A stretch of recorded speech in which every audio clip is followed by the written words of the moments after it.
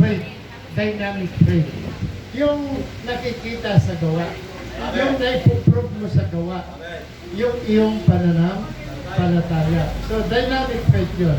Una, dead, demonic, dynamic faith. Okay. So, alam ko, meron kayong ganun, di ba? Okay. Ngayon, alam nyo, anong bansa ang nag-implement ng digital ID? United Kingdom.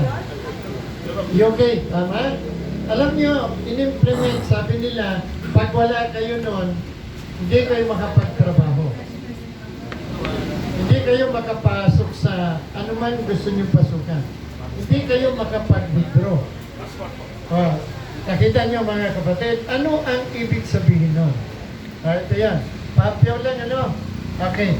Ano bang klase itong Antichrist na ito? Gaano ba kagaling? Gaano ba kahusay ito? Pabasahin nga niyo, Biblia niyo. Revelation 13 verse 2. Tingnan niyo lang. Tingnan nyo lang. Pero huwag kayong mangamba, huwag kayong matakot kasi hindi naman tayo kasama dyan eh. Pakikinabangan pa natin yung digital ID na yun. So, kaya lang, pag wala na tayo, yun na. Alam nyo na yun. So, lahat yan, preparation sa coming ng Antichrist. So, ano ng mga bansa? Estonia, Sweden, Denmark, China, India, Pakistan, ini-implement niya. Kaya nga ang tanong, paano ko implement dito yung digital ID sa Pilipinas? Yan, di ba? Pero tanggapin natin. Kasi wala pa naman yung Antichrist. Ano na yun? Preparado na yan. Preparation na yan. So ngayon, pag naiwan kayo, alam nyo na gagawin nyo. Na, ano sabi, Pastor? At ang hayop na aking nakita ay katulad ng isang leopardo. Ganun yung session na? Sa leopardo po. At ang kaniyang mga paa ay gaya ng sa oso. At ang kanyang bibig ay gaya ng bibig ng leon. Okay. Ano yung apat na hayop na binanggit dyan?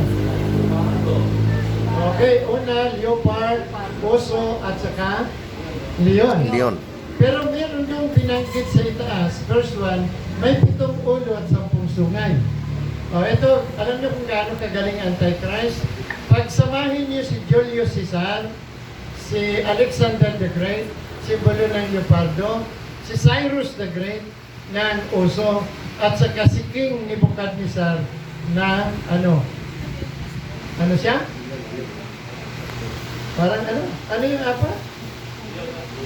Leon po, Leon. Leon. O ano ibig sabihin nun? Gaano kapagsik si King Nebuchadnezzar? Tingnan nyo ha? Gaano kapagsik kagaling si Cyrus the Great? Gaano kagaling si Alexander the Great? Ha? O nakita nyo po, pagsamahin nyo lahat yan, mapubuo yan sa katauhan ng Antichrist.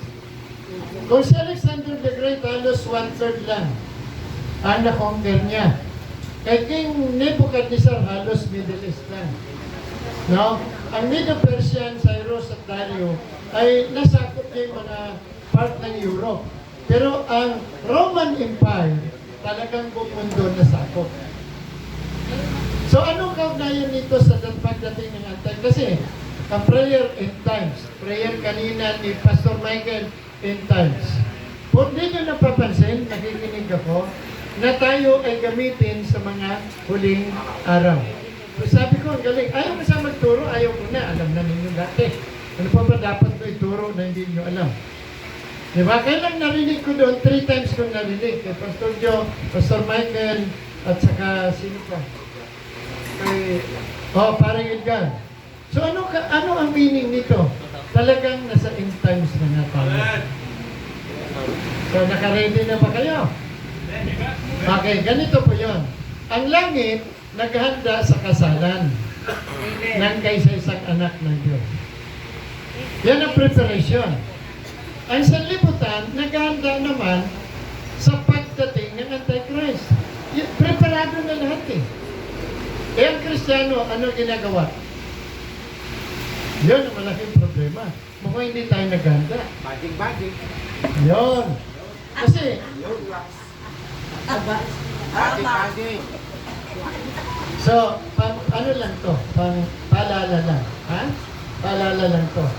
Kung saan yung parang tahimik, payapa, 1 Thessalonians 5:3, darating ang kapahamakan. Kung saan yung parang kampante ka, doon naman darating yung kapahamakan. Diba? So mga kapatid, pakikinabangan pa, katulad ng National ID. Diba, napapakinabangan natin? So wala namang masama eh. Nagagamit. Preparasyon yun, huli lang tayo. Sa ibang mga bansa, digital ID na. So ang purpose nun is to control. Kontrolin ang buhay mo, kontrolin lahat ng transaksyon mo, kontrolin lahat kung anong ginagawa mo. Dahil dyan sa digital ID. So, ano mangyayari pag ang rapture ay maganap? Ano? Yun na yun.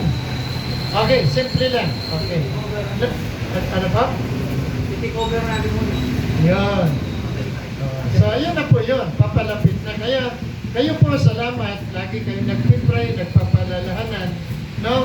Tama yung ginagawa niyo. Worship, kainan, sharing, prayer. Tama yun. Nare-remind tayo dyan. Oho. Ngayon, ano pa maganda kung sasabihin? No. Ganito na lang. Mapalad ang alipin na datnan ng Panginoon naghahanda. Tama? Look, red. Ano? 37, 38. Mapalad ang alipin na datnan na nagbabantay. Verse 43. Mapalad ang alipin na datnan ni Lord na gumagawa. Ano pinagawa ni Lord sa atin? Di ba humayo? Di ba? Gawin natin alagad ang lahat. So, ginagawa niyo ba yun? Amen. Amen. Oh, kaya dapat dumami. Puto, hindi. Make disciples. No? So, mga kapatid, nagkataon lang na yung aking mission. Pag-pray nyo nga ako kung ano ulit yung direction. Kung magaga sana kayo, yun sana ilingin ko sa inyo eh. Eh sabi kayo, Pastor, mauna na kayo, kaibigan namin, kainan na. May kundi naman, parapon si Pastora. Ano? Ngayon, nilingin nga natin, ano ba yung susunod na hakbang na ipapagawa ni Lord sa akin? Kasi halos naikot ko na yung buong Pilipinas eh. Ayan. Sige. So, yung kasir, kailangan ko kayo. Yung mga warrior, kailangan ko rin kayo. Ilingin nyo kay Lord, kasi alam nyo kagabi, gusto akong patayin ni Satanas. Alam nyo, wala akong nakitang taong tumulong sa akin. Kahit si Pastora, umiiyaw na ako. Na parang nagpupo na ako nahirapan, pero hindi nila napansin. Di ba si Moises tinangka din patayin? Si Sipora, kumuha ng matalim na bato, pinuli si Gersom. At yun dugo ipinahid. Naligtas si Moises. Tama? Kung si Moises tinangka patayin, ako pa. Pero alam nyo, ito yung word na binanggit ko. Mga kapatid, grabe. Kausap ko doon sa si Pastor George. Alam mo, nabanggit ko, kaya ako nabuhay. Hallelujah! Yun lang yung isang word na binanggit ko. Nabuhay ako. Sabi ko, anong luwata meron ito? Yung word na Hallelujah! Pag binanggit ko na, buhay ako. Yes, God. Sabi ko, grabe pala yung hallelujah na to. Kasi di ba, hallelujah. Praise yun, highest praise. Yung Yah, yung unang word ng Yahweh. Yah. Hallelujah. So, very powerful pala yun. Kaya yung praise kay Lord, makapangyarihan. Amen. Kaya tama yung direction ninyo. Tama yun. Pero mo, hindi na pala ako dapat magising. Pero hallelujah lang binanggit ko. Gising. So, Oo, kaya mga kapatid. So kaya nga, hilingin nga nyo kay Lord. Tingnan nyo ha, ano yung direction ni Lord sa akin? Alam mo kung dito naman, wala naman akong problema eh. Mas marami akong maakay dito eh. Alam niyo kung bakit? Tanungin niya ako. Eh gagamitin ko kayo. Pag sama-samahin ko yung galing niyo, tingnan niyo kung di mababaliktad isang barangay niyo. Tama? Kung yung gastos sa misyon, ipamigay natin sa believer. Tapos yung gift nyo ng signs and wonders, ipakita nyo, tingnan nyo kung di nyo madala yun. At wala tayong lugar na paglalagyan. Kailan, alam nyo sa panahon ito, hindi na ito payamanan. Hindi na yung panahon. Hindi na uso yung mag-ipon-ipon pa kayo ng kung ano-ano. Ang pinakamaganda doon, invest nyo na to win more souls. Yun yung may eternal value. Kasi pag na-implement yung digital ID at kinontrol ka, hindi mo na mawi-withdraw yun. Kahit ngayong pinanonood mo na isang bagay, mag-comment ka lang na hindi magustuhan, yari ka na. So papunta na tayo sa pag-control. Ano, yung dominion, domination, nandiyan na. Kaya mga kapatid, samantalahin natin ito para mawin natin yung mga natin. Ha? So pray nyo nga ako. Oo nga yun.